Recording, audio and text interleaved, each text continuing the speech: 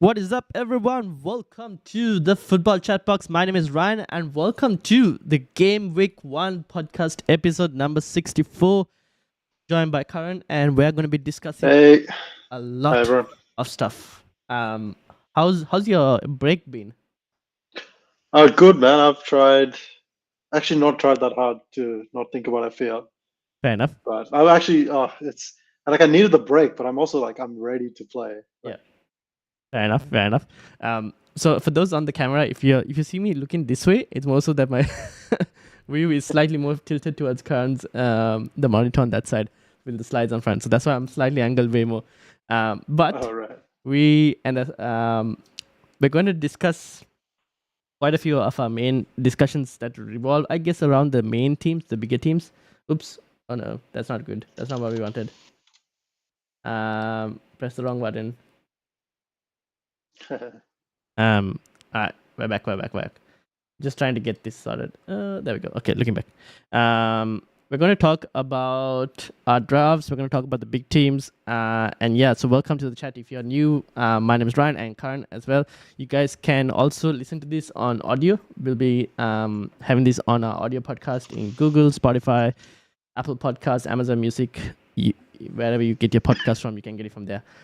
So let's get started straight away. And we'll go straight into the season ticket. But before that, we are affiliated with Fantasy Football Scout. So if you want to sign up, they have a 30% discount on preseason. You can find the links in the description below, and all the data that we have, we mostly get it from Scout as well. So let's get started. Now I've got season tick up, game week 1 to 8, and for those who are listening to on the audio, this is from the Scout members area season ticker. And you got Chelsea on top, Everton, City, Arsenal, United, Brentford, Spurs, Palace, Fulham.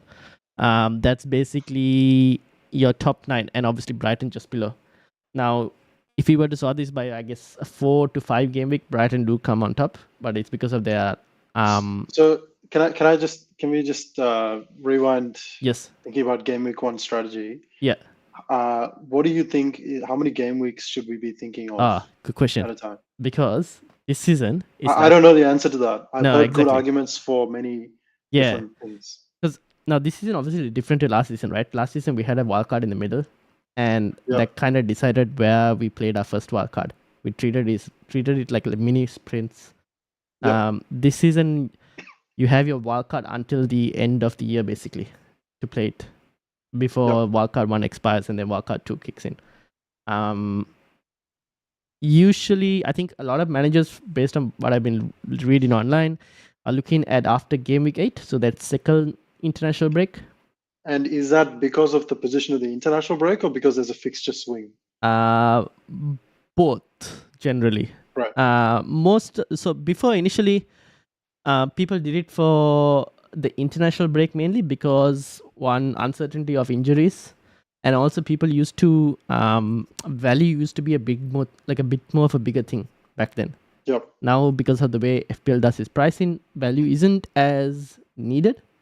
Because back then people would like keep switching players, so try and gain team value.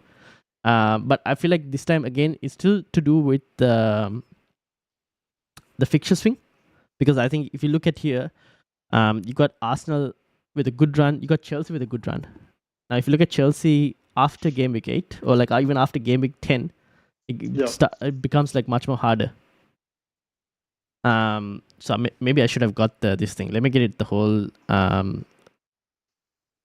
fixture list up if I can. So this is how many? Wait, you have all 38 weeks? Yeah, I can get you all 38 weeks if needed. No, it's okay. 20 seems good. Let's so do wildcard goes till 18, right? Till First 19. Wildcard? 19, yeah. Okay. So let me bring this slide for everyone. And this for those who are listening on the audio, we're basically looking at Plan FPL. And we're just looking at just the basic fixtures. Now, how do I make this bigger for everyone? Unfortunately. Can you full screen the browser?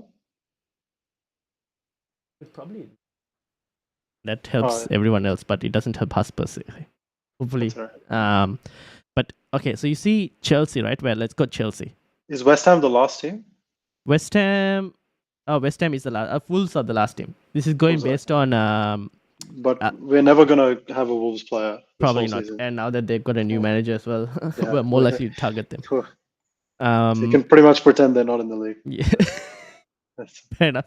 For any Wolves fans listening, this is not probably what you want to hear, but yeah. Okay. So Chelsea, they have a good run from game week 1 to 10, right? They got Liverpool at the start. Okay, maybe hard, but then game week 1 to 8, which is why I showed the game week 1 to 8 season ticker. Game week 9, Chelsea have Arsenal. 10, they have Brentford. 11, they have Spurs. 12, they have City, and 13, Newcastle. Tough run until like game week 15, basically. So Chelsea looks like they easily have the best from the Opening first eight. yes. Because the home fixtures are Luton, Forest. Fulham. Okay. I mean, even the away fixtures are not. It's not too bad. Yeah. They're not bad at all. Yeah. Right. Then Arsenal also. Arsenal, yes. So Arsenal have until like game week 7. And then maybe you could say there's like Sheffield in the middle of a 4-game week slightly tough run. I mean, United and Tottenham at home, like Arsenal at home, are like a force these days, right? Yeah, So yeah. Fair enough, that's- exactly. So Arsenal's still a like good they can team. score. They can score. Yes. I hate saying this, but they can score 3 goals in either game. Yeah, they could. But they could also concede in that game. So if you have a defense, maybe not. I mean, yeah. Um, So I would say Arsenal and Chelsea have the best of the first 8 for sure. yeah. Villa have an incredible second half. Yes. So that's Like, where that's the fixture just- swing happens. That's an absolutely incredible second half.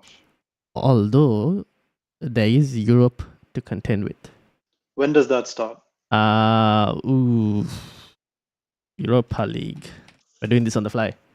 Yeah, I mean, Oh it's no, good they're not content. in Europa League. They're Conference League. Aren't they?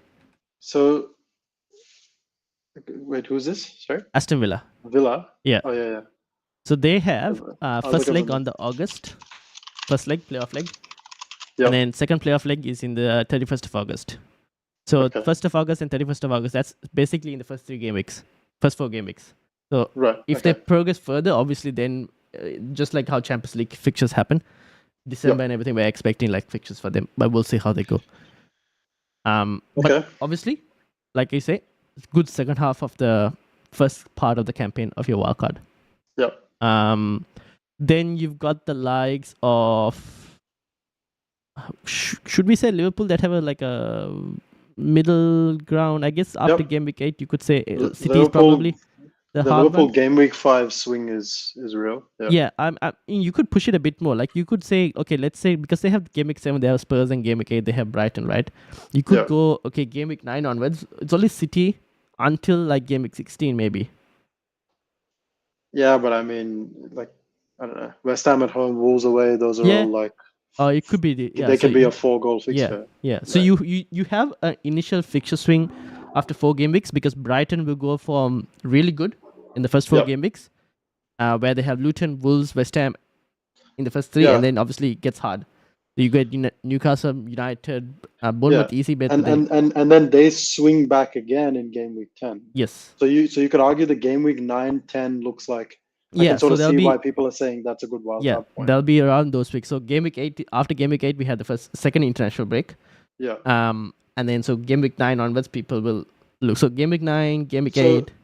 Do you personally see any benefit to a late wildcard? Oh yeah, there could be definitely. Can you find any reasons to wildcard between, like, let's say game week 14 to 16? Yeah, because That's really late, right? but that is also so if for those, this is a good time to plug the podcast I did with Pras on the channel. So he said he was looking at a late wildcard, but for the reasons being because if you were to wildcard in game week 8 or something, your next Ryan, I'm sorry. Can you make it a bit bigger? I think my friend is saying that it's difficult to read. Okay, how do we do this? Let's do this. Can you full screen the whole browser? Is that possible? I could actually. I've got a Mac. I don't know. You know what? We're going to reduce the game week sample to make it easier for everyone. Yeah. We're going to go till like, let's say game week 16 maybe. Make it easier on some people.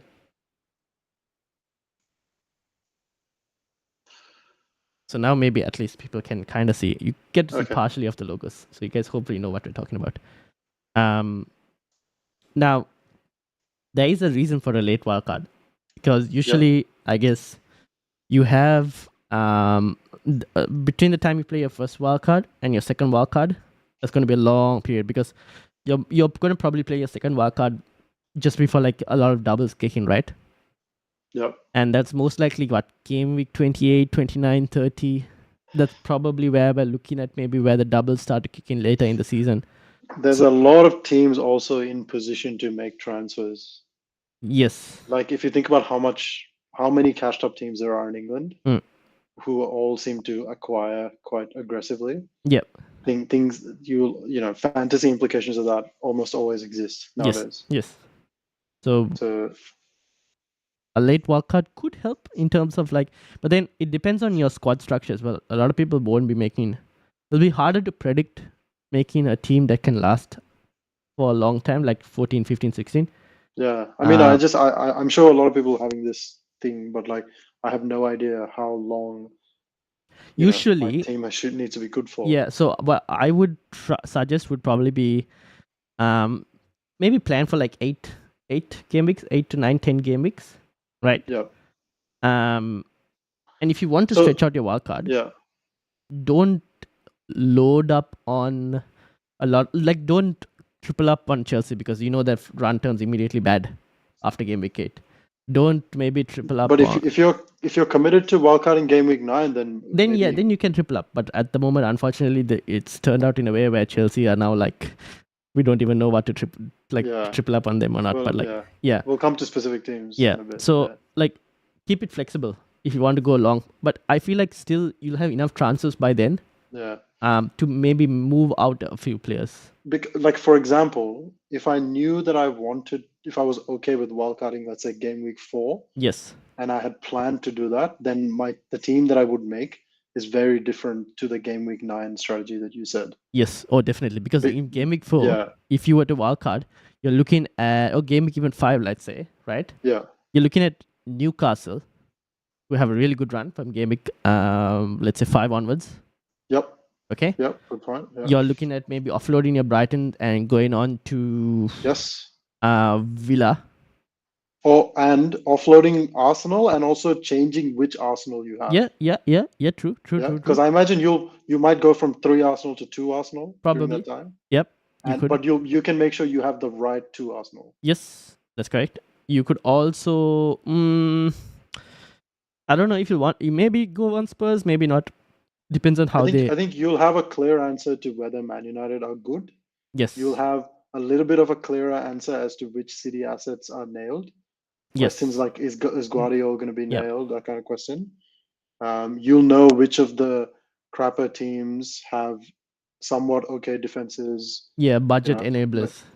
Is Joao Pedro a good pick? Like all those kind of questions will be answered. When Kunku might be back. Yep.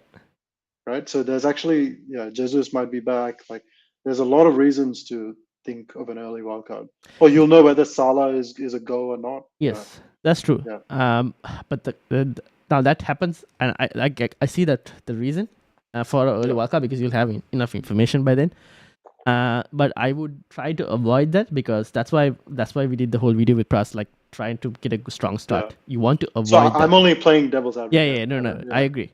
So there are pros to it, but the major con is you have to hold that squad and slowly do surgery on it until your second wildcard, which is about 20 game weeks maybe.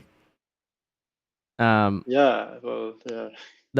the hard part. And by then the template would have evolved so much that things could change. Again, I've seen people play wildcard in game week 3 because like you don't plan for it and it goes like you're way behind everything and then like toss it on. I feel like I see a lot of people doing that. Yeah. And I never know what to think of it. It happens for various reasons.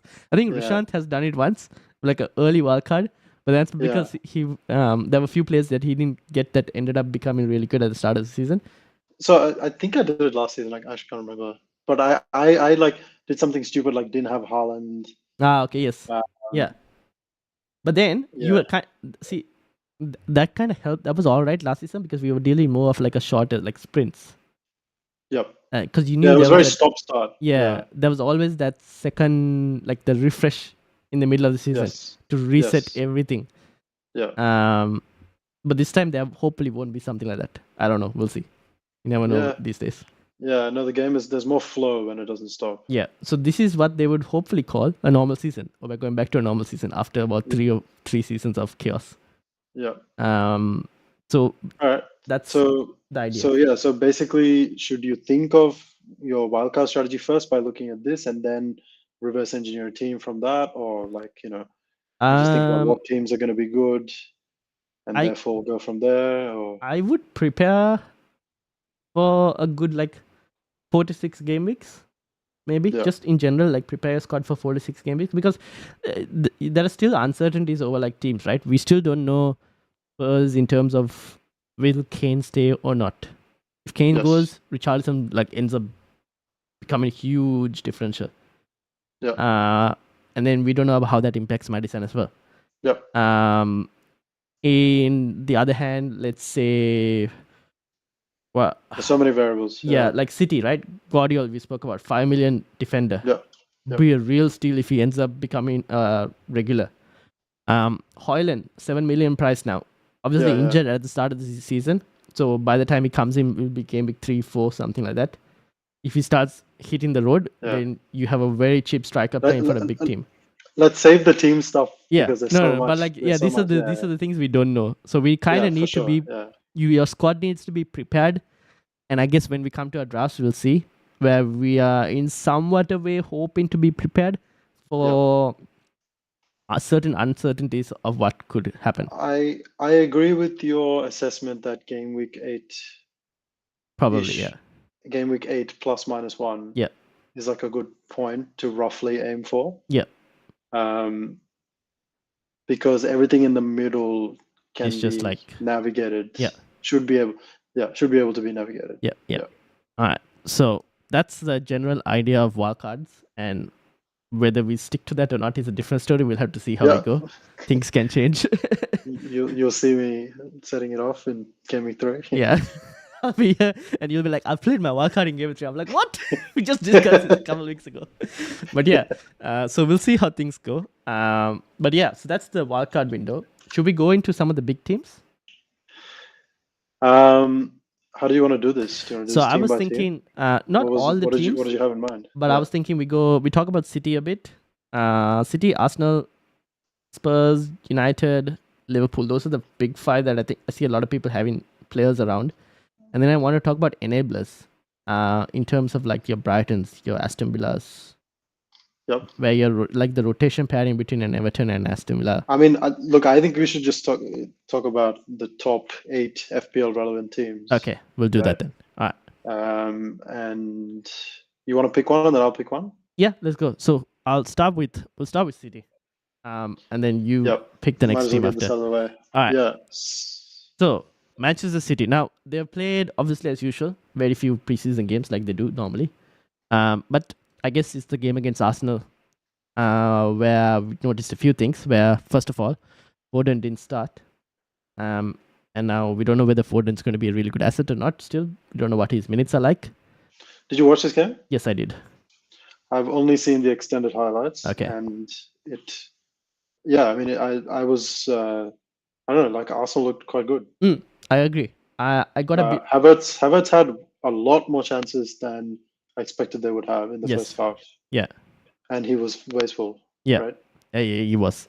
He got like 2 good. Okay, we'll combine this segment with both City and Arsenal. Sorry, just one more thing. Yes. Is this like what happened with Haaland last year? Do you remember when Haaland? Where he had all this XG. So, Haaland had a lot of XG in the last Community Shield, right? And then everyone was like, "This guy's the next Timo Werner." Yes, exactly. Yeah. But so who are we talking about this time? Havertz? Is that Havertz this season? But then we've seen Havertz for 3 seasons in the Premier League already. So maybe he was just always in the wrong system. Probably. No, but then here's the thing, right? All this time in preseason, he's been playing as a number 8, and then he's been put as a striker role over here. So that's why I'm not. Is it a striker or like a false 9? Yeah, false 9. But like still, I felt like he was Now, this is something we might see with Arsenal, and I think we've seen it a bit in their preseason as well. We'll combine this Arsenal and City, this topic. But from Arsenal's point of view, what I've seen is against the big teams, they've actually, let me go to Arsenal because that will help us. Against the big teams, they played a pivot of Partey and Declan Rice. So if you look at the City one, again, Partey and Declan Rice, I think if you go to Barcelona, probably? No. Was it the United game? Yeah, so Yes. they tried playing 2-8s. Yeah, one of the they played fullbacks 2-8s. came into midfield, right? Yeah, in this one. And they started in the Monaco game. 2-8s. So we might see this at times. And then we might see a midfield of Kai Havertz, one pivot, Odegaard. Now, the two pivots versus the one pivot. In the two pivots, maybe you see Odegaard going a bit more forward. Yep. In the one pivot, maybe Odegaard will have to do a bit more defensive work because Kai Havertz is not going to do that. Probably. Yep. That's a So possibility. that's if Havertz plays as an 8. Yeah. But in the Community Shield, Havertz played as a 9 or a false 9. He played as a false 9. Yeah. Yeah. So I wonder in the league what it's going to be. Is it going to be Havertz as a false 9 in the big games and then as an 8 in the small games, where he can get away with it? Is that probably? But then who plays? Yeah. That's where I'm wondering whether it's Nketiah in that number 9 or whether it's Trossard in that number 9. Nketiah would be a proper 9. Yeah. And I think Jesus is like, I guess probably like a false 9, and then Trossard is like a false 9. Yeah, that's what. I think and then they have Balogun on the bench as well. This is like a crazy. He's gone. I think he's gone. Is he gone? I don't think he's playing for Arsenal, so we can kind of ignore him. If he goes to another Premier League team, then maybe we can consider it. But no. Yeah, I mean he's got a great scoring record. Yeah, exactly. I mean, it's possible that he replaces Nketiah, right? Who? Balogun? Yeah. I think they're looking to sell him, from what I've seen on rumors. Right. But we'll see. We don't know.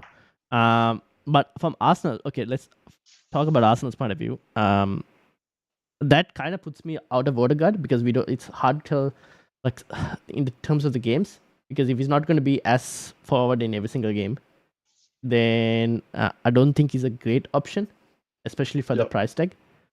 But from watching this game, I think the one thing I got from this game was that, because I saw Arsenal's preseason games before, and I was like, they are struggling to keep a clean sheet. I'm not really sure about their defense and whatnot. But then they looked really solid in this game. Obviously lost the clean sheet, but it was because of a brilliant goal from Palmer. But I felt like I was a bit more confident with their defense after watching this game. So I'm happy to go with a defender in my team, FPL team. Yep. I'm just trying to find the. Is it on Plan FPL? Where do you see where? Which one? The fixtures? Fixtures on the top, right? Yeah. Fixtures on Plan FPL.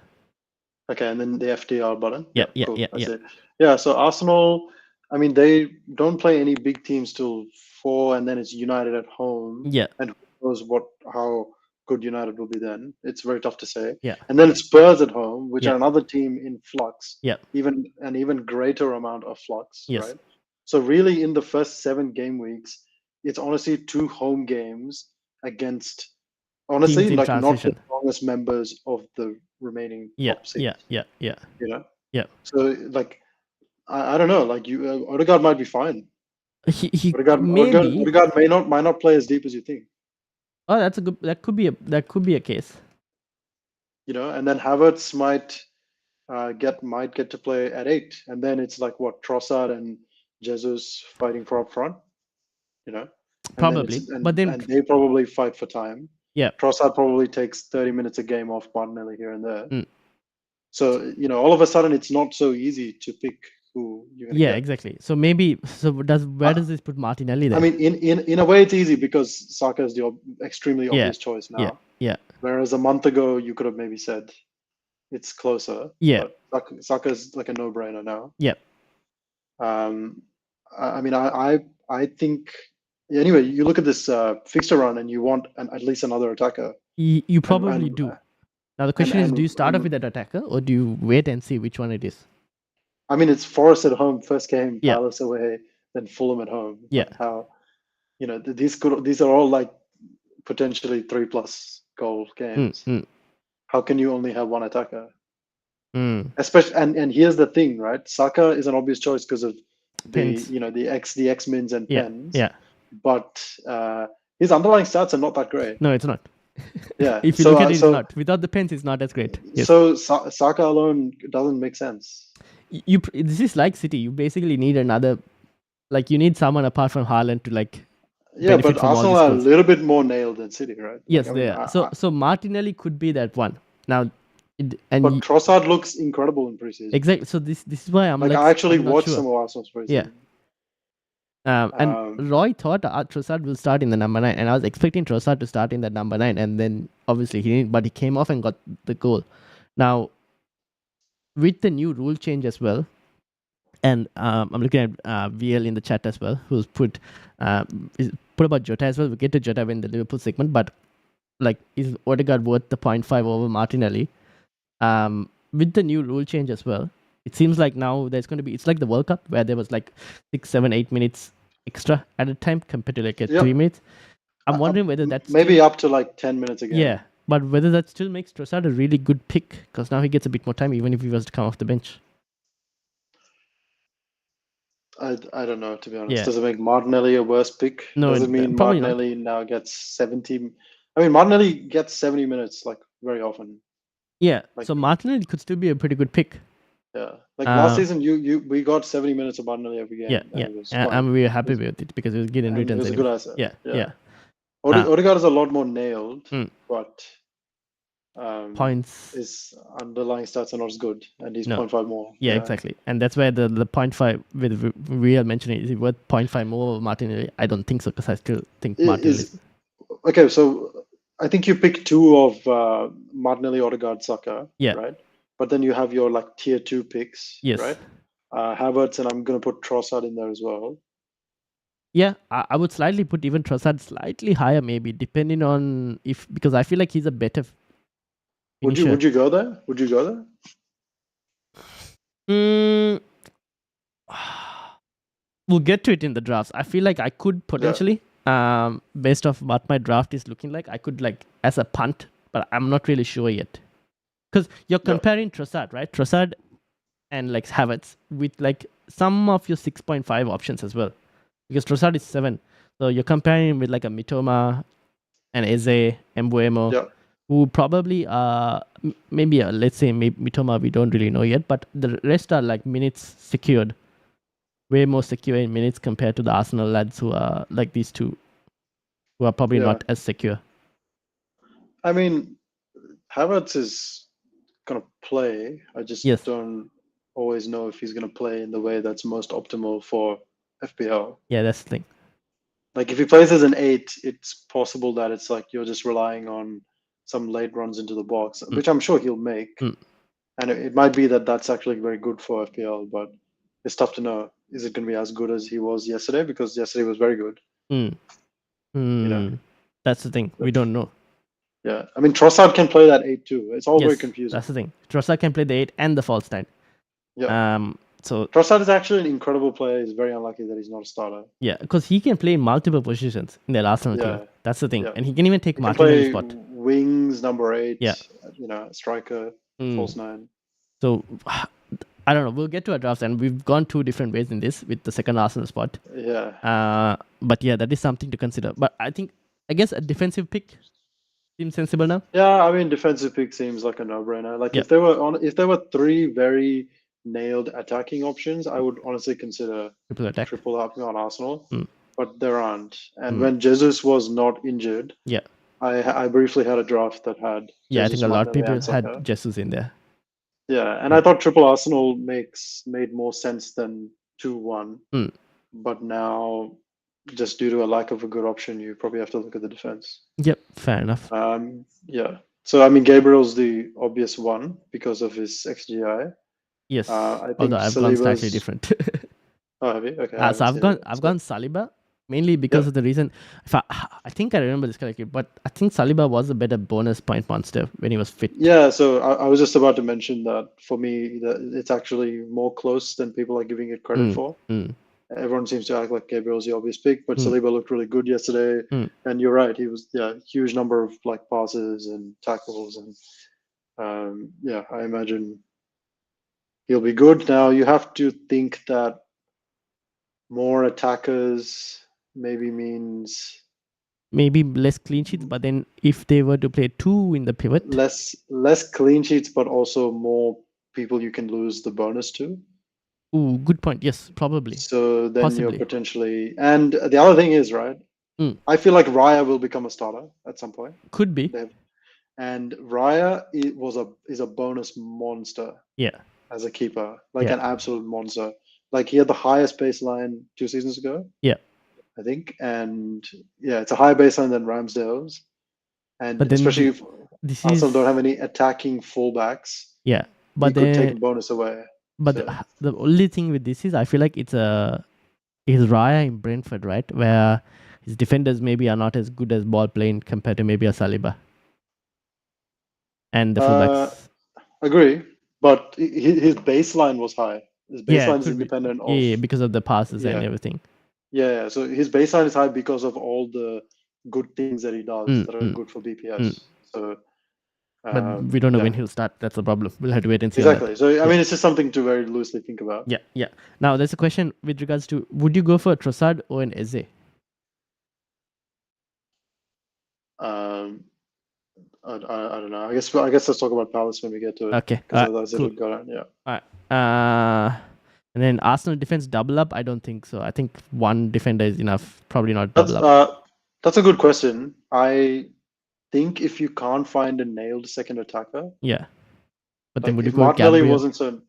Yeah, I mean, I would consider Gabriel and Saliba. Yeah. Okay, fair enough.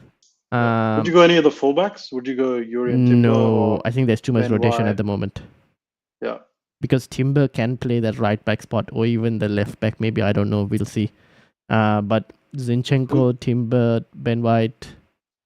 I mean, Timber, one bad game and Zinchenko can get in. Yeah, exactly. Right? So I feel like there's a bit too much of a problem there. And is Ben White nailed on the right? But he's also I think 5.5. he is, but yeah, he's 5.5 again. Probably too expensive for that slot.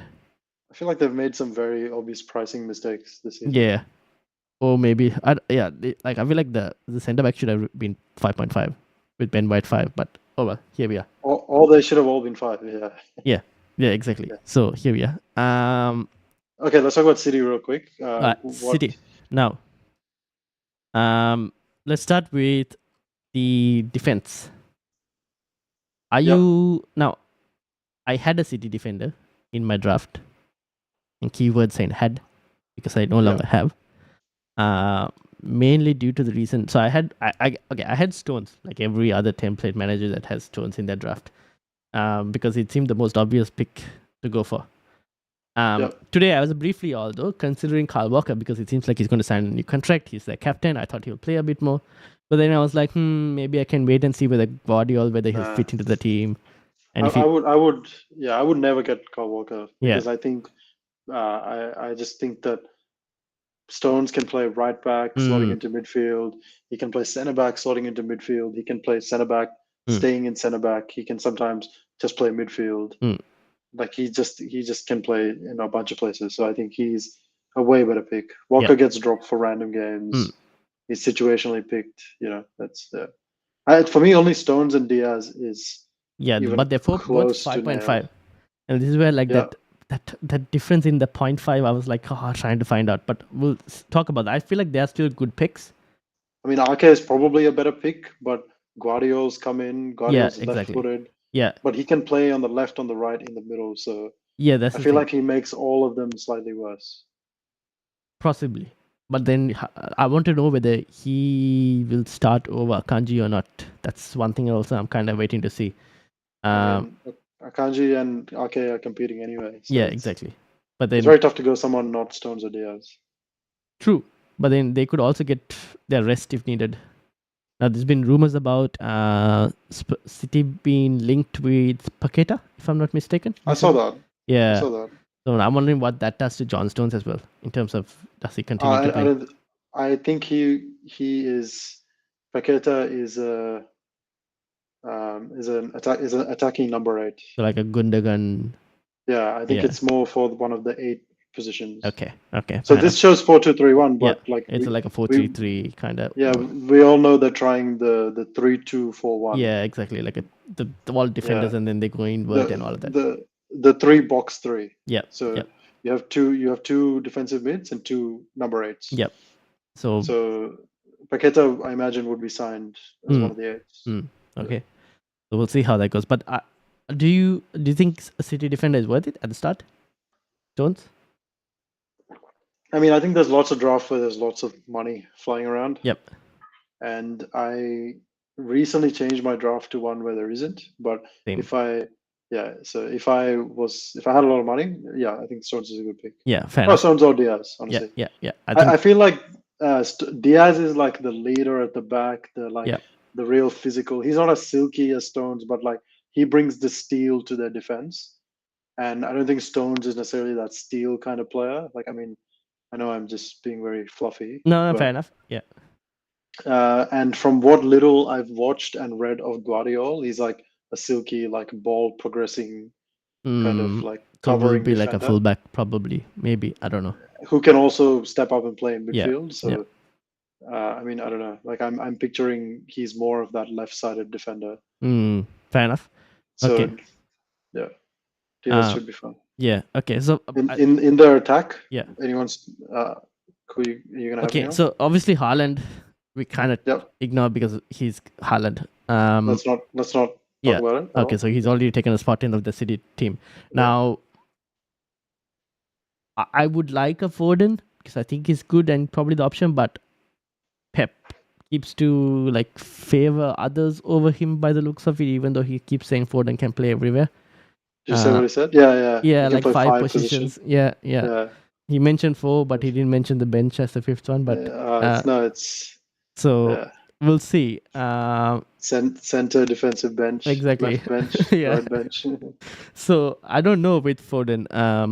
Obviously Grealish we know is probably like kind of the most nailed out of that, but in terms of FPL returns, maybe not as great. Because he's like always like the assister. You mentioned we had a discussion of KDB. Because he came off and did really well in that Community Shield, and I do. So agree. KDB didn't. I think we had discussed this, and you said that KDB hadn't played. No, he hadn't played any of the other. Yeah. Yep, and then I read about it, and it's he was just training on his own after coming off an injury. Yep. So I mean, I think we can wait on KDB. It seems like I think we can wait, but it could become an option. Could be. But now when does Champions League start? When does Champions League rotation? When can we expect that now, to here's the thing: they do have a Super Cup in the middle of Game Week 1 and 2, so they already their rotation begins. But when does Champions League start? Let me see. I keep forgetting. Champions League will be around. This is playoffs. September, maybe. Most likely. September, October. And that's around basically after the first international break. After the first international break is when Champions League kicks off anyway. So Game Week 5 onwards. Yeah, so that's shit.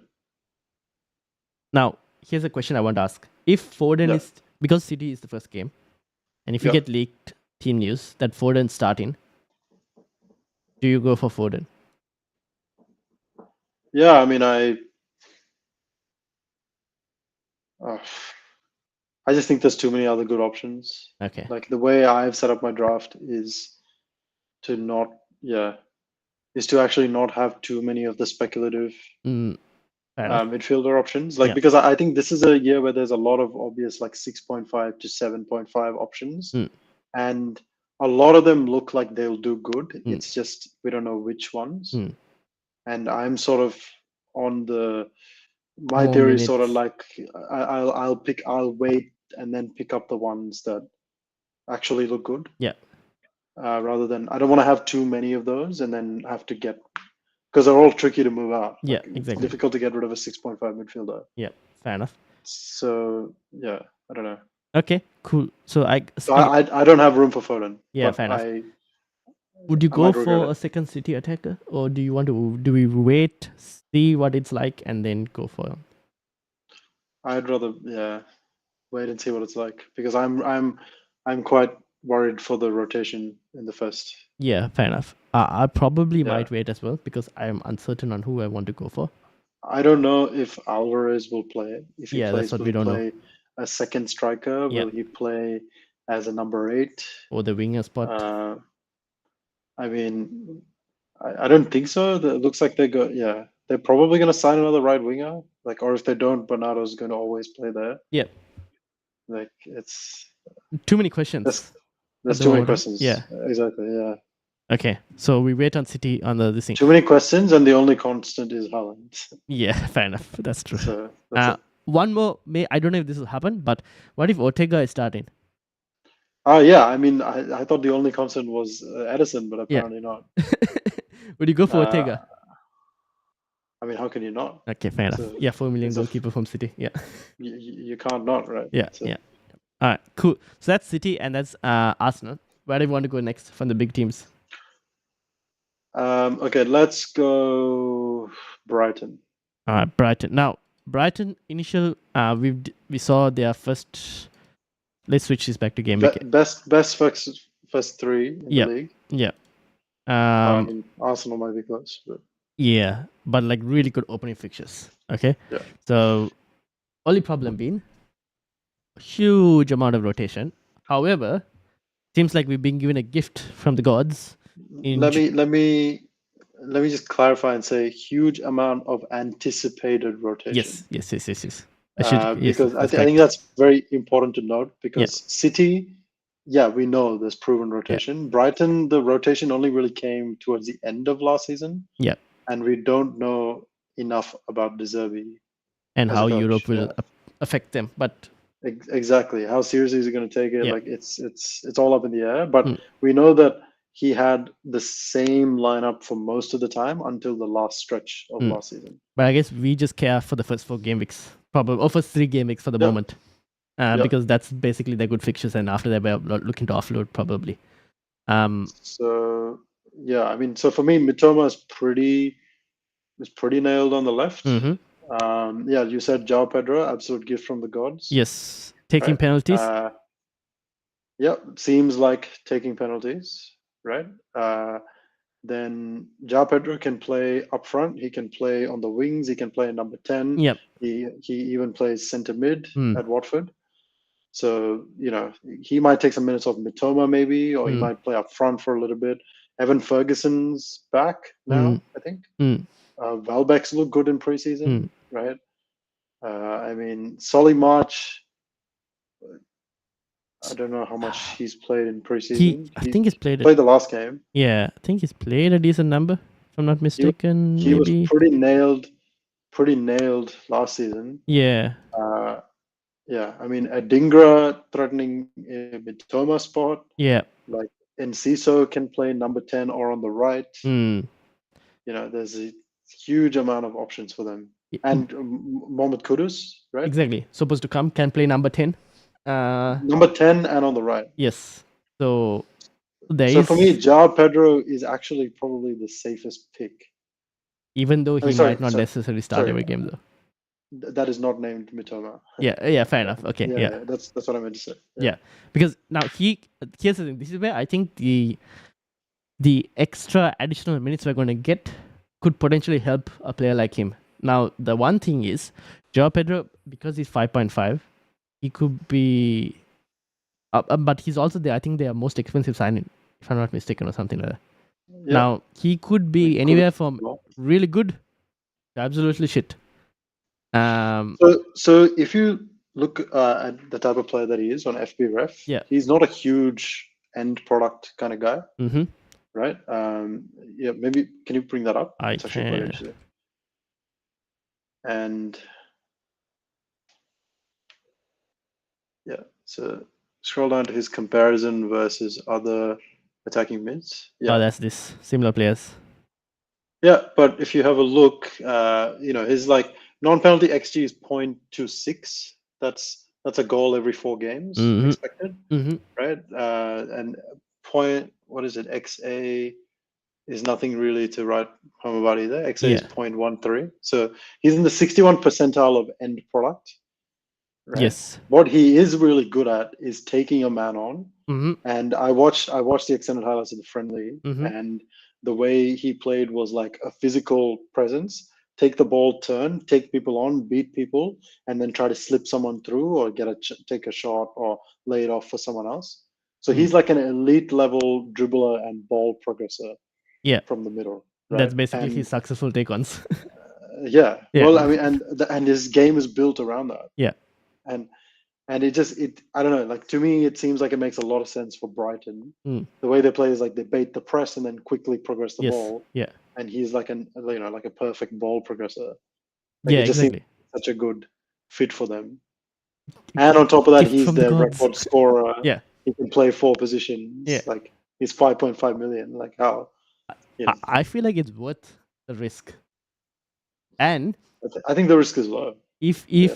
if you're going for someone like a Salah, this guy is just like perfectly set up for you to be able to even do something like that. Yeah, I think so. Yeah. Yeah. So I think he's a good option. Now, obviously, we mentioned Mitoma. I think Mitoma, we know what we get from him. I don't mind going with him as well. Estupinian, defense. What do you think, Brighton? Yeah, Supernan's attacking player. Like I remember the goal against Arsenal last season. He gets into the box. Yeah, he like overlaps for Mitoma to like put him through to take shots and stuff. So 5 mil, the fixtures they have, it's close to a no-brainer. Yep, fair enough. And in terms of rest of their defense, I don't really know. There's too many questions. Like yeah, and Dunk is also probably nailed, but he's 5.5. yeah, They signed a new centre back, left-footed centre back, probably going to replace Webster. the keeper as well. I wouldn't go still because Nope, it seems like he's wouldn't getting go. rotated with Verbruggen, and so there's no certainty there. Yeah, I mean, look, Steele looked good in preseason minus this one howler that he had in the last game. I don't know if you saw that. It was No, I haven't seen the highlights for that last one. as an absolute like clanger. Yeah, Like he comes out to sweep and then like tries to clear the ball and it just like he mishits it and then the striker runs past him and taps it in. Like yeah. it's absolutely terrible. But before that, it did look like he fit the system a lot better than Robert Sanchez. De Zerbi really wants his keeper to be comfortable on possession and pass out of the press. And Verbruggen is a player signed to do that, but he's very young. So if you have Steele in your team, you never know when he's going to be dropped. Yeah, exactly. So I wouldn't go for that at the moment. Yeah. And also fixtures aren't great, to be honest, for a keeper. Ferguson, I wish Ferguson was nailed. That would have been a good option. But he's not. But he priced really good price, but not nailed, unfortunately. He might be at some point during the season. Maybe. Yeah. Okay, so that's Brighton. We will move. Let me move to United because I feel like. Actually, no. Let's go Liverpool. Yeah. Salah or no Salah? What is the deal? I guess I know where you stand on that, but for those in the chat. Well, I mean, look, I think it's close. I don't think it's a clear answer either way. There's a lot of questions around Liverpool, and I think it's a good idea to avoid teams that have a lot of questions around them. In general, early on, because it just like you don't want to have to burn a wildcard early or whatever. Yes. But we know their attack is going to be good. Yeah. Like we know they're going to score a lot of goals. Yeah. And they've signed really quality attacking players. Yep. That play for an extremely attacking manager. So their ability to score goals, I don't think, is in question. They just have too much creative power. Where are the goals going to come from? Then Salah is the only real nailed player, right? But then the question is, are all these other players now so good that they can also be a source of goals? But it's like you said, right? Salah is the only nailed player. Unfortunately, that is the case because the remaining two positions are occupied by 4 players who are all capable of scoring goals. I mean, there's like 3 players that can play the striker role. There's 3 to 4 players that can play the left wing role. Like most of them can play both. Like it's just absolute chaos. Yeah, and I guess maybe apart from Salah, you could say Gakpo is slightly more for minutes because he can play in that midfield as well, and the striker role So which we saw. Gakpo for me is like a bit of a Firmino type player who Mm, like lays it off for Salah, and mm, I um, I imagine that Gakpo playing is good for Salah as an mm, FPL asset. mm. I think he does not. He's likely going to have more space inside the box. So yeah, I mean, if Darwin's playing, I'm less convinced on Salah. So I feel like Darwin might get some of the. I think game week 2 Darwin might get it, but I Yep. don't think Darwin will start the season, especially not against Chelsea. I feel like I think there is going to be rotation in that spot, but I don't I think mean, Darwin. Gakpo played the last friendly, right? Who Not played this against one. He Bayern? played against Bayern, yes, in the striker role. Well, one second. I'm just So yeah, Gakpo did play against Bayern in striker role, but Yep. in the last one it was Jota that played in the striker role, and Yep. Gakpo was in the midfield. Well, Salah's been tearing it up in preseason. Yes, Salah's been having a I, really I good. look. I think there's a lot of structural reasons to get Salah. I Yeah. think it's a in terms of max flexibility, it's good. If you like, Or we not talked get about Salah, you mean? to get Salah. Oh, Yeah. to get Salah. If we talked about wildcarding maybe around game week 9. Yeah.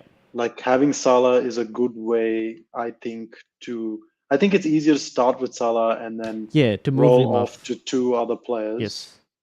and and have like a mini wild card and unlock your value with Salah and spread it around. Yeah, you could do Maybe that. maybe take a -4 if needed, like that. And I think that is a good way to ensure that you don't need to wild card later Maybe until yes, later. because Yeah, that's I'm just saying assuming. if you think that Salah becomes a better pick, Yeah, yeah, if yeah, you don't need to necessarily think yeah. that, but if you do, um, Now you yeah, could start without Salah as well, and maybe leave a bit of money in the bank, or have a few routes to get to Salah as well. If you think that you made a mistake and he continues to like tear it up, right? Then you can find a way to go to Salah. But that's only if you keep your squad flexible enough to switch to him a bit easily. well, for me, it's like if I go without Salah, Yeah, what I want to do is go shopping and spread the money around. yeah, that's what. So if But you do that, then but it's I hard. know, yeah, but I know that if I spread the money around, then it's hard, Yeah. and I lose my option. Then you But start I doing know that if surgery. I Yes, to get yeah, him back. but then if I don't have Salah Yeah, and also don't spread the money around, I don't like the team I make as much as the team I make with Salah. fair enough. Fair Like enough. that's sort of the quandary that I find Okay. myself in. Now, So there's three teams. You can make like yeah, yeah, a spread the money around team, or like a team where you can get Salah, yeah. or you might as well just get Salah. And it's like, Yeah, that's the thing. You could now. When I started off the drafts, I started off without Salah, and I yeah, got a pretty decent team. Obviously, I have a few question marks on like the Foden and whatnot, but I think it was a well balanced team that allowed. I wouldn't say because I was playing like a 3-4-3, so it kind of allowed me to have flexibility to be able to move to Salah. But if you play like a 3-5-2 and you're stacked in the midfield without Salah, I feel like it's a bit more surgery to try and get to Salah because you'll have to downgrade a midfielder to a yeah. 4.5 and maybe downgrade I a mean, striker as well. it's a thing I said before as well, where like some but not all of these 7.5 mids are going to be great FPL picks, Yeah. and I don't think it's going to be possible to know. I think it's too hard to pick. Mm. I'm not going to try to pick who. So I'm not going to have more than one or two of these midfield picks. And so yeah, so for me, yeah. Fair enough. Yeah. So Salah, okay, can go with him. I guess you can go without him as well, but Yeah. Trent. okay, now Trent, I am on the no camp, but that's purely because they can't keep clean sheets. Yeah, I'm definitely on the no camp. I Yeah. don't feel very conflicted about it. Yeah, and I don't think he's a must have. Because I just think that for me, especially at that price, if he can't keep clean sheets, he's not worth it. Because the attacking threats are not going to come every single time, and I feel like Trent is better when he's on the width of the fullback and not this inverted role slightly. I feel like, or he playing a CDM role as well. Yeah, I watched a podcast by FPL Black Box, Hmm. and I think his XA and XG weren't actually that different in Mm. the inverted role. Mm. So there's three Trent roles. One is the attacking fullback role, one Yeah. is the inverted attacking fullback role, Yeah. and one is the playing midfield Midfield. Yep. role. Yep. Right. So when he plays midfield, he's just nowhere near worth 8 mil. No. And when he plays inverted or regular fullback, he can be worth 8 mil if Okay. they keep clean sheets. Yeah. Is how I saw it. But they're not keeping clean sheets, unfortunately, at the moment. Well, we don't think so. Yeah. And they don't have. And They they lost haven't their signed a midfield. 6. Yeah, they haven't signed a 6. Yeah. So that's a key reason why I'm like, this is not going to work for Trent at the moment. I feel like Even if they sign a 6 now, how is he going to possibly get, ready with the team no. for game week 1? Yeah. He's not. No, I don't think you need to start with Trent. Yeah, And I think fully agree. you let his value just drop a bit. Yeah. Because that will most likely happen. And then later we can kind of reassess once we know a bit more of Liverpool in terms of the defensive numbers. Can we be really wrong about that? Okay, most likely, I feel like we're expecting this Liverpool team to be like a Liverpool of a couple seasons ago, where they were just like scoring loads of goals but not keeping clean sheets as well. Yeah, I mean our assumptions about Trent specifically. Trent. No, I think like can you just get enough attacking returns to be a good asset even through bad fixtures? Not if he doesn't keep clean sheets. Yeah. Yeah, because I feel like there are better options elsewhere. Yeah. Yeah. Anyway, Trent reassess around game week 5. Yeah, or even later maybe. I don't think we'll be having him in game week 5. Maybe wildcard. Yeah, around that game week 8-9 window maybe. Yeah, that's what. Maybe around that, we'll see. But yeah, I don't know. Trent, I don't think it's needed. The other Liverpool assets. So, yeah. If let's say you can't go for Salah, you haven't gone for Salah, right? And your squad is not capable of going for Salah now. And let's say game week 1 has happened. You've not gone for Salah. You don't have Liverpool players, but you're worried about game week 2. Or let's say you, even for game week 1, you're not going for Salah, but you want to have a Liverpool attacker. Which one do you go for? I mean, for game week 1, or like just like say even for game week 1, or even going forward. If I don't know, if I knew Darwin was starting, yeah, I mean, I would heavily consider him. But he's fighting with 2 other good strikers, like not just one. Yeah, like it's impossible to say. Yeah, If I knew Darwin was going to play, I would heavily consider him. If I knew Jota was nailed, I would heavily consider him.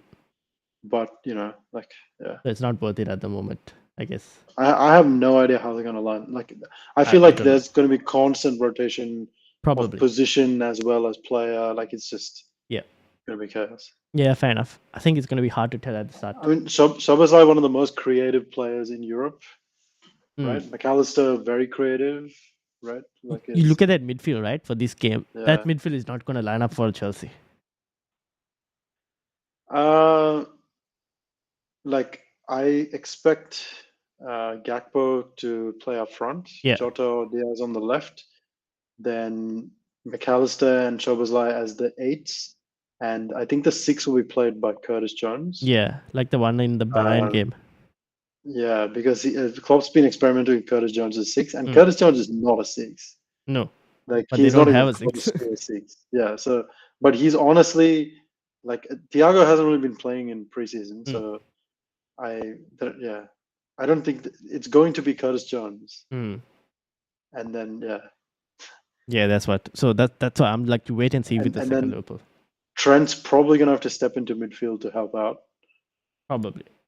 Yeah. And then it's going to be McAllister and Szoboszlai going forward as 8s. Like they're going to try to outscore Chelsea, not the try clean and win 1-0. Yeah. But the last few fixtures have been 0-0, but I don't see this being 0-0.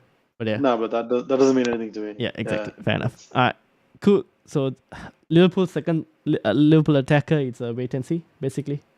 Yeah. Okay. Natural segue into Chelsea. Okay. Are you now okay?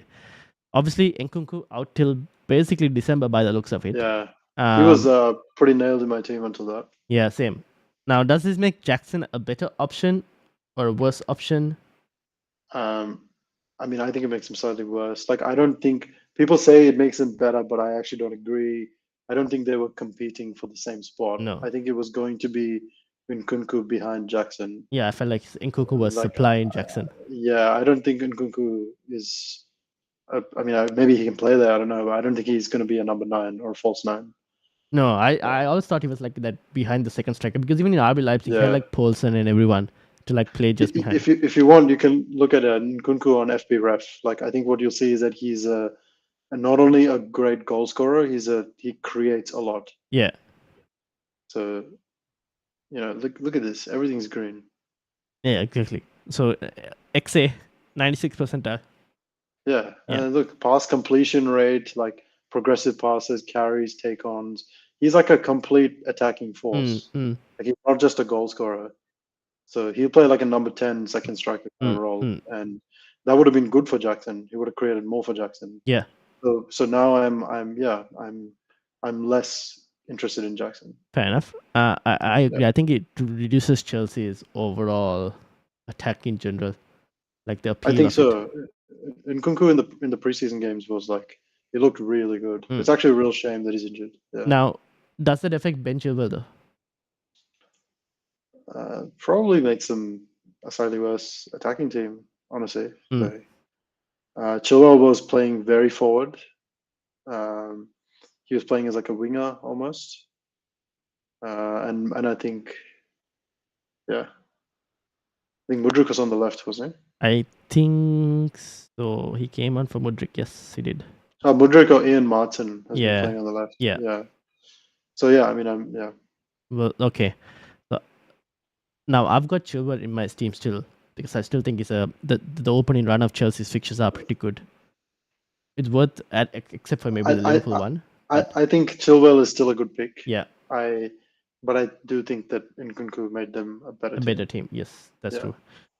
One thing I'll add is now, because of Nkunku's injury, there could be a possibility that Chukwuemeka, he could become the player in the 10. And he's 4.5. So if anyone wanted a 4.5 budget enabler, you didn't even have to start him. You can have him on the bench if you need him to come off accidentally.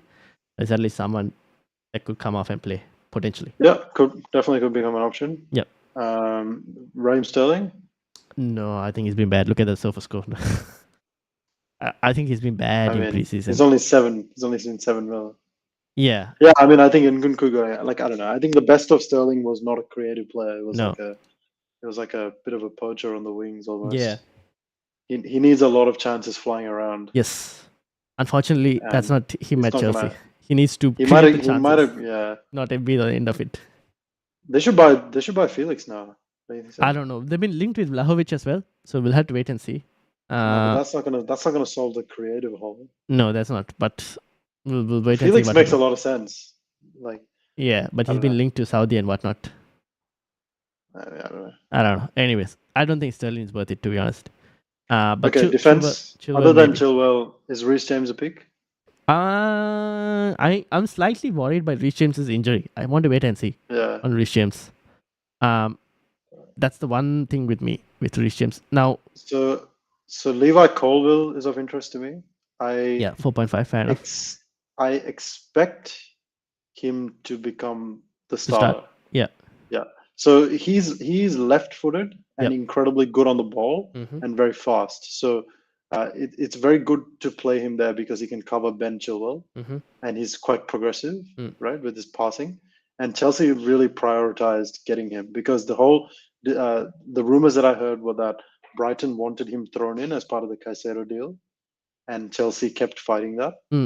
So they really clearly highly value him. The only other naturally left-footed centre-back they have is Badiashile. I'm pretty sure.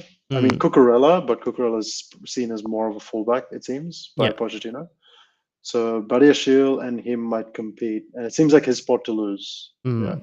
But 4.5 potential could become starter. Yeah, true. And there's been rumors about Kepa leaving.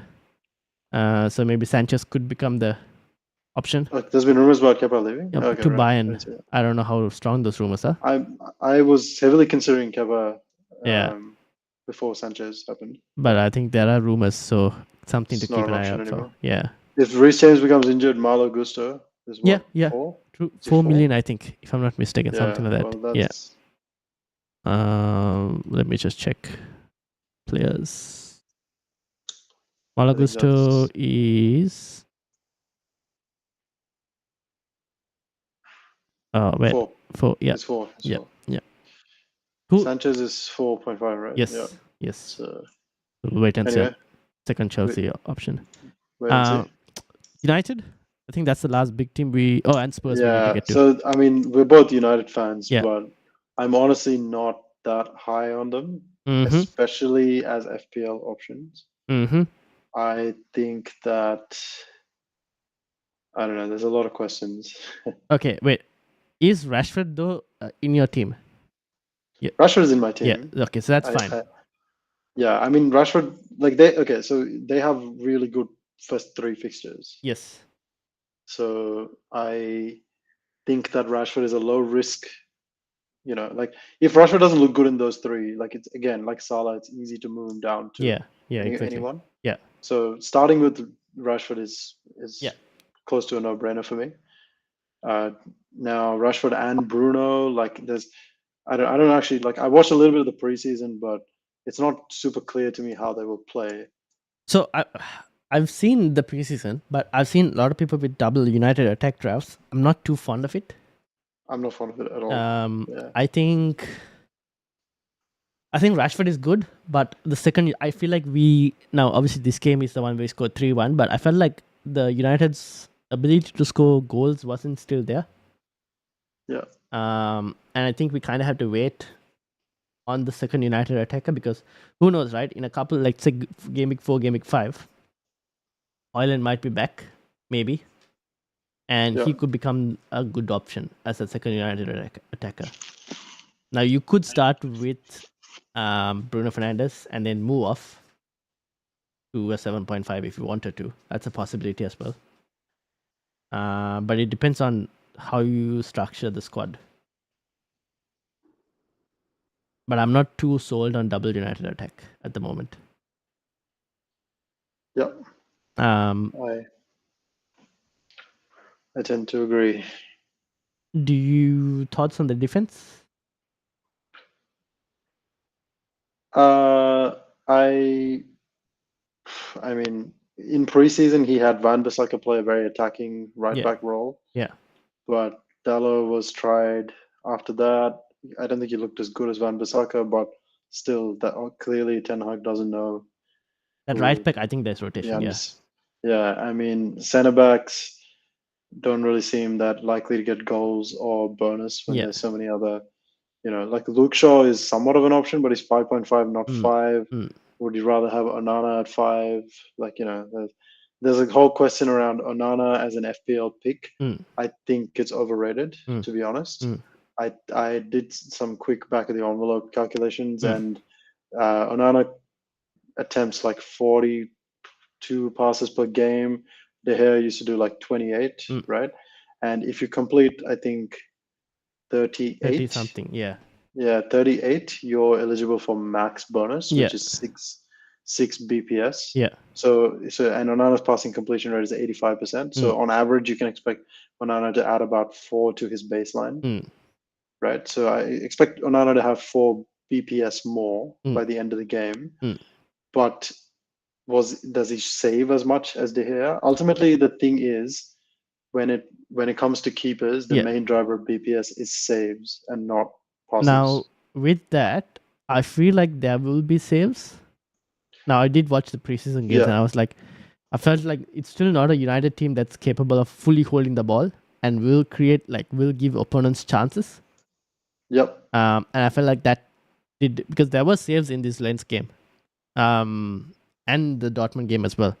So the opponents will get chances to attack. Now, I feel like clean sheets, I'm not really sure how many clean sheets they'll keep, because it's a new keeper, and obviously there'll be a bit of a mix-up in that as well to try and get used to a new keeper. But I think there is possibility for saves. Now, again, I mean, like it's weird, right? You need saves and clean sheets. Yeah. And And United in their first 5, right? If you just look at the first 3, yeah, it's Wolves at home, Yeah. Forest at home. But in the first 5, they have Tottenham away, Arsenal away, Brighton at home. Yeah, it's tough fixtures. And this is like an incredibly attacking Tottenham team. Yeah. I mean, we don't know what they're going to be, but all we know is that they're going to be very attacking. Yeah. We don't seem like a incredibly strong defense or anything. I don't. That's why I think that there's two. For me, there's 2 clean sheet games here for Onana, and those are games where the attackers might get the bonus anyway. Those aren't Yeah, necessarily true, games true. where like Forest are going to set up deep and then look to break. If they draw or win, they're going to try and draw or win off 1 or 2 really big chances. It's not going to be like they're not going to dominate the ball and take lots of shots. Fair enough. Now, so I'm not convinced at all. No. Yeah, fair enough. I agree with that somewhat. Like the only reason now I've gone for Nana, but the reason I've gone for him is more to do with the fact that there aren't too many other keeper options that I'm too convinced by, or there aren't standout options. I agree with you. There are no standout options. Yeah. I was even at the point of where I had Edison in one of my drafts. Yeah, that's the thing, because there aren't any standout clean sheet options. Yeah, and then I thought the flexibility wasn't worth it. So I mean, that's another story. But and none of the 4.5s we're super happy with. But I think I'd rather have a 4.5 I'm not that happy with than a 5 that I'm not that happy with. Fair enough. Yeah. I'm you willing can to go give either it a way. try Yeah. and see. Yeah. Because at the end of the day, as much as like United still did get the most amount of clean sheets, even though there were a few games that they got hammered in. I mean, they heavily overperformed their expected stats there. Yeah. But I'm willing to give it a try and see how things go, I think. But we'll see. But it's mainly due to no other options. Should we go to another team? Yeah. Spurs? Can I pick? Yeah. Oh yeah, Spurs. Let's go Spurs. I was going to pick Spurs. Okay. Yeah, because that's another key team. All right, your thoughts. Okay. You mentioned your thoughts on the Spurs? Like maybe not necessarily the lineup, but like the manager and the situation around the club. Okay. For me, very attacking team from what we've seen. Extremely attacking. Absolutely shit at defending. But now they signed a new defender. Maybe that'll help them a bit. Yeah. But I feel like at the start they're going to concede goals. So maybe it's going to be fun. Yeah. Like it seems like this manager is a complete opposite of the last 2 managers that Spurs have had in Mourinho and Conte. So in the last 3 preseason games, they generated 110 shots. Yes, so that's insane. Over 35 shots on target. And these I went and checked. These are now this game, right? The Shakhtar game. Look at this. 20 shots on target. Yeah, and they're not just shots from like far off distance or anything. They're actually shots. I'll go to this shot map. Where is it? Here we go. Shot map, right? Oh yeah, this is good. It's actually like near the box, inside the box shots. Yeah. And only like one, like a bit further forward, like further back. Yeah. It's all in or around the box. Yeah. Yes. But everything else is like, look at this Destiny. It's basically in the box. Yeah. So it's basically a lot of this in the box. Who's taking the shots? Look, the fullbacks, the wingers. Yeah. I mean, you got your fullbacks, your wingers, all taking shots. It's just insane amount it's of crazy. Yeah. So I think it's Bielsa. It's Bielsa is what it is. Yeah, you could say that. It's high power football, like very attacking football. Now, I expect that now here's the thing. I expect first players to be someone that will all want to get on eventually. Maybe by game week 3, because game week 3 they have fixture turns insanely well. Bournemouth, Burnley, and Sheffield. Let's look at where are the fixtures? Here. I see. Yeah. I mean, look, if they attack like this, they can score regardless. Brentford away, Man United at home. Yeah. So I don't mind starting with a Spurs player, and if I know that Kane's going to be around, I think that changes everything. I do have a draft that has Kane in it. Oh, okay. But I think the transfer window ends after game week 2. End of August, game week 3. So last we heard, Bayern have pulled out, but you never know. Yeah, that's what. So you honestly never know. I won't go for Kane just yet. I think I would wait. I think it would be absolutely stupid for them to not sell him. Yeah, but then this is Daniel Levi. The guy has also lost Modric and everyone on like freeze. Like 100 million, there's no way that they can make 100 million through keeping him. Yeah. But he hasn't accepted it. Now, here's the thing, right?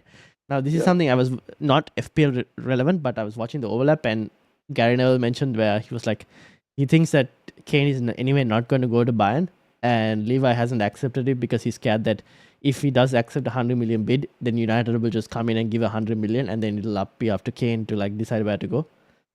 But I don't know.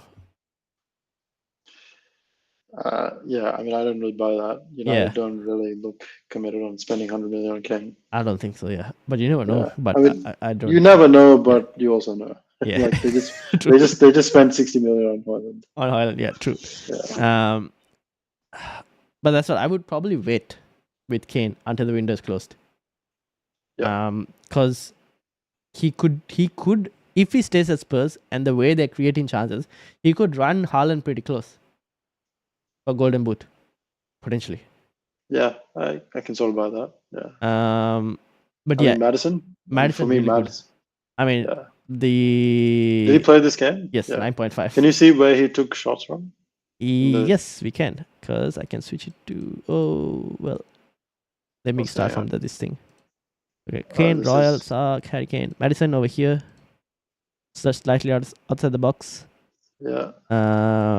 Then he had. Here we got another one just slightly inside the box. Yeah. Is this up? And then another one just outside the box.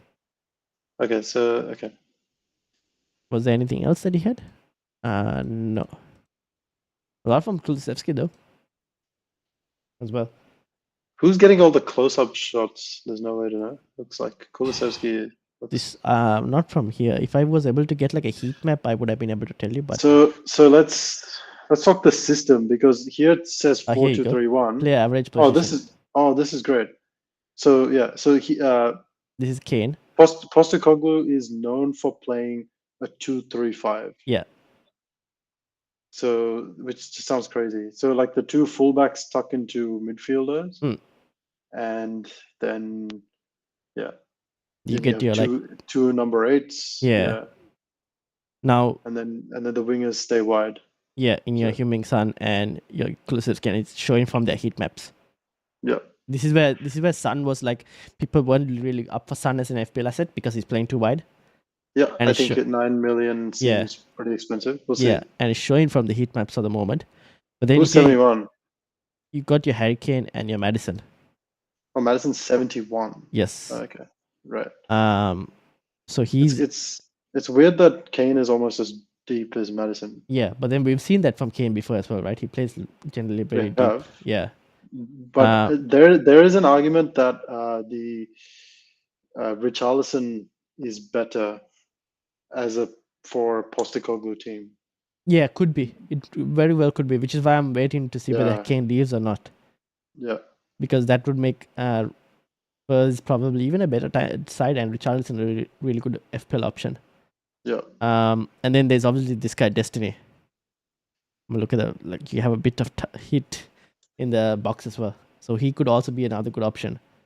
FPL 4.5 if they keep clean sheets. Yeah, so it looks like Udogie is going to be a starter. So in this system, he likes fullbacks that can attack, but ones that are good enough on the ball to play in midfield. And Udogie, Udogie looks amazing. Yeah, honestly. Yeah, takes a lot of shots. Yeah, we'll see.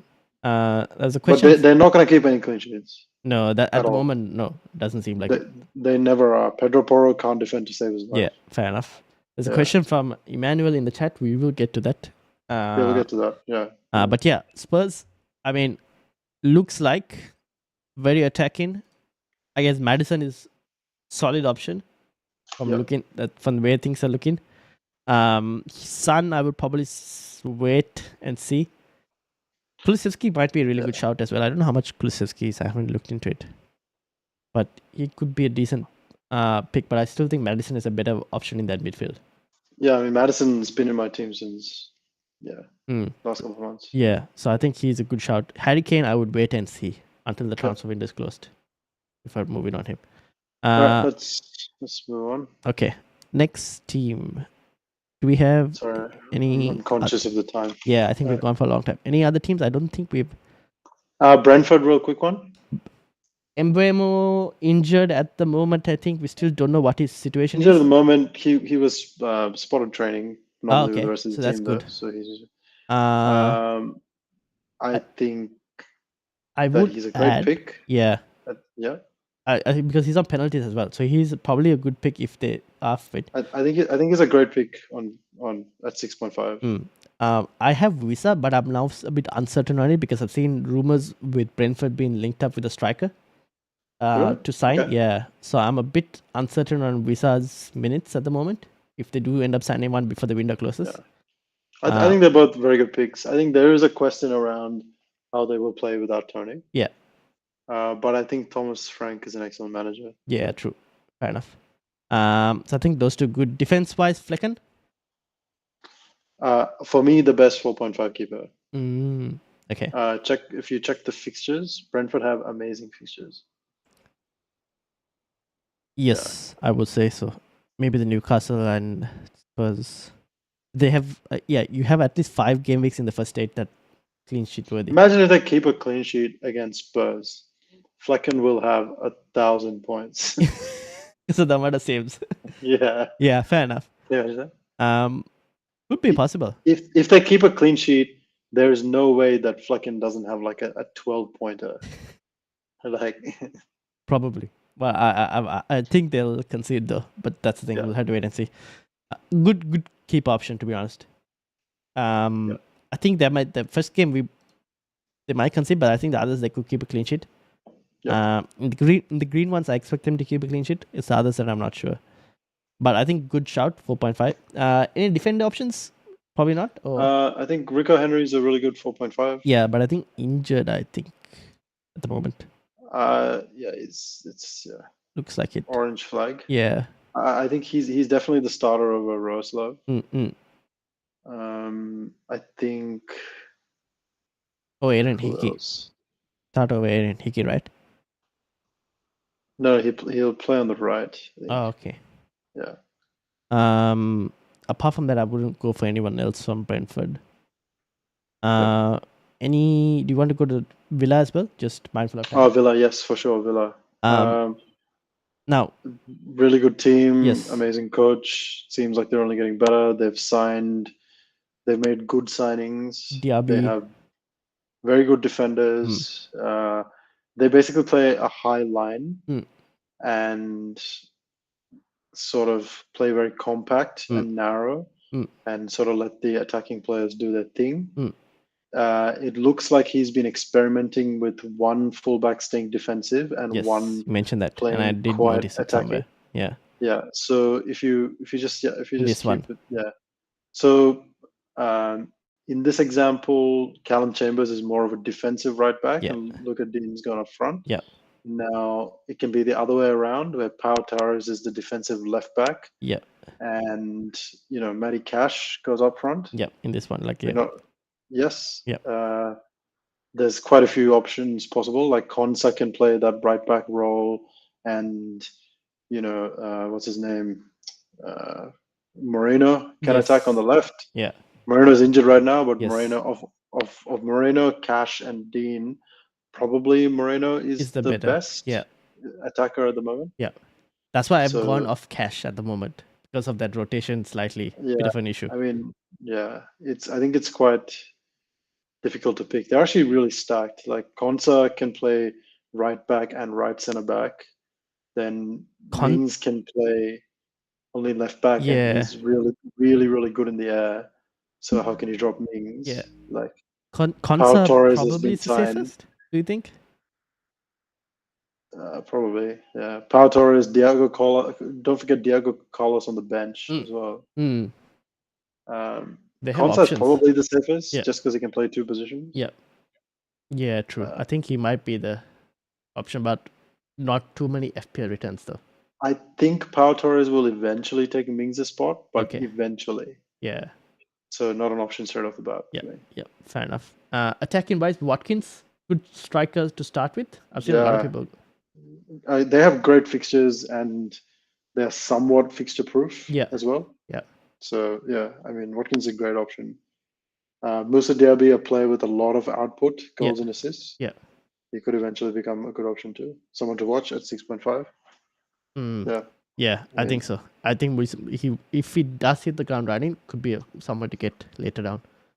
I think there's like what 7 or 8 6.5s to 7.5s that are really good. Probably, and 3 of them will end up being really good. Yeah. All right. So the Watkins, good shout. Okay, I think that's the main teams that we wanted to cover. Yeah. And I think we'll end it on that. Let's call it there. Yeah. Everyone else is just We'll quickly go to our drafts. I had this cheat sheet that I created, but we've spoken about a few of the players already. But this is just for anyone who's looking. You can pause the video and check, just to give an idea of. Oh, actually, I forgot to switch slides.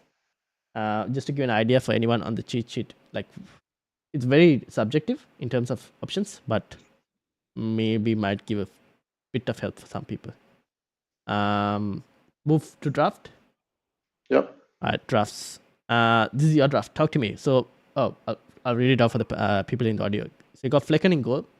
You got Tarkowski, Gabriel, Baldock in defense. We're playing a 3-5-2 with Madison, Rashford, Martinelli, Saka, Salah, Haaland, and Joe Pedro in the striker spots. And on the bench, you got Areola, who will probably change. And then you have Konsa, Bayer, and Mubama. Yeah, so I'm not 100%, obviously, but I just want to go really greedy with my offense. Yeah. And I don't want to pick too many of the speculative 6.5 to 7.5 mids. Fair enough. And I only have really one of those, and Yeah. that's Madison for me. Yeah. That can be a Foden if we get some news, and that can be Buemo if I think I want to put some money back into my defense. Yeah. But basically, I want to go Salah because I find it more flexible to go from Salah down to someone else, and rather than the other way around. Yeah. I want to go double Arsenal. Yeah. Double Arsenal in midfield. For me, that's Saka and Martinelli, and that's a lot of money. And then Rashford for me is I think is a no-brainer, at least at the start. So that kind of means that I need to have Joe Pedro. Yeah. So this only works because Joe Pedro is a thing. And the only way to make this work is to go absolutely budget on defense. Yes. And that's what I'm not sure about. Yeah. But I think that I just don't expect there to be that much points in defense this year. Okay, fair enough. When that's a trend we've seen over the last few years, defenders are scoring much smaller percentage of the points like they used to. Yeah. Managers are tending, like real life managers are tending towards more defensive fullbacks that play like center backs rather than proper attacking fullbacks.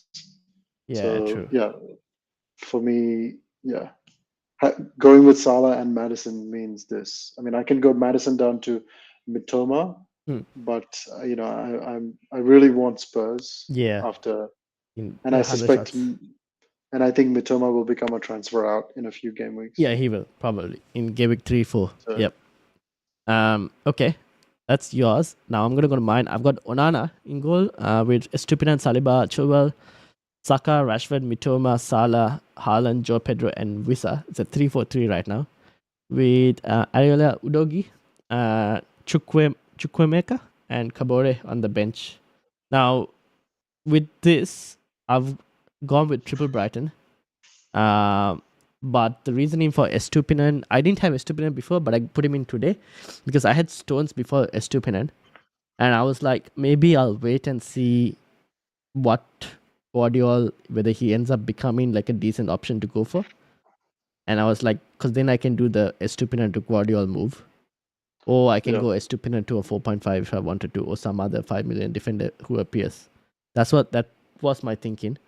I think there's a lot of benefit if you have Estupinan being able to bench him after game week 3 for a bit. Yeah, but then not selling him because of their fixture swing after. Yeah, I can do that with starting Destiny Udogi. Yeah. So I think that makes a lot of sense. The another thing that I'm uncertain in is Visa now with the rumors about the striker. Now, I haven't heard the rumors, but yeah, that makes sense. yeah, so I'll have to see if that's going to happen or not, because I do like him as an option against Spurs. But Yep. if Mbeumo seems like he's fit, I don't mind moving Visa to a 4.5 and upgrading Chukwuemeka into an Mbeumo. Yeah, I mean, the main thing here is that it's a little bit tactically inflexible. Yes, that's the thing. I mean, if it's not like I don't really think the benefit to going 3-4-3 for me, I don't think it's there if you play Visa because you can't go from like if you need to go to a Watkins, it's I quite can't. difficult. No, yeah. Yeah, so having that slot there is not really. You might Yeah. as well have the slot in midfield. That's what I'll probably go to a 4.5 here forward and move that to a 3-5-2. That's probably what I'll do. So that's kind of where I'm most likely going to end up with. So you're pretty convinced on Salah as well, right? Yeah, I think he's the best Liverpool option at the moment. Yeah. Everyone else is a minefield. I think we think similarly about that. Okay, so that's our teams, and that's that. A panel team, I think we'll discuss it probably a bit later. Are you going to do a stream before? I'll be having a deadline stream. And in the deadline stream, I'll probably show the panel team as well. But before we end, we'll just answer the last two questions that came in from Emmanuel, which was Joe Pedro and Martinelli or Jackson and Mitoma. Martinelli, Joe Pedro and Martinelli, or Pedro and Martinelli. Yeah, probably same. Yep. Jackson is I'm not. I feel like he looks great, but I'm not sold straight away. Yeah, without Nkunku, it kind of makes it a bit more harder. I think so. Yeah. And then from Evan, which is surely Sanchez is the best if Kepa goes to Bayern. If Kepa goes to Bayern, that's the thing. So I think we had to wait until then. Until then, Flecken is better probably. I agree. Yeah, I agree with that. Yeah. Okay. He's the best if Kepa goes to Bayern. He's easily the best. Yeah. Until then, not. But we'll have to wait till that happens. Cool. We'll end it there. Been a long one, actually. I think 1.5 hours probably. So thank you to Karan for joining me. And thank you for having me. That was always thank you to everyone who's in the chat as well. I'll be live for the deadline stream 2 hours before the deadline, and we'll reveal the panel team as well over there. And if you haven't joined the mini league, make sure to join the mini league. League code is in the description. VCERDS. That's for those who are listening on the audio. VCERDS. And make sure to like and subscribe. We're trying to hit 1,000 subscribers. But yeah, that's it. I will see you all for the deadline stream. Until then, see you all. So.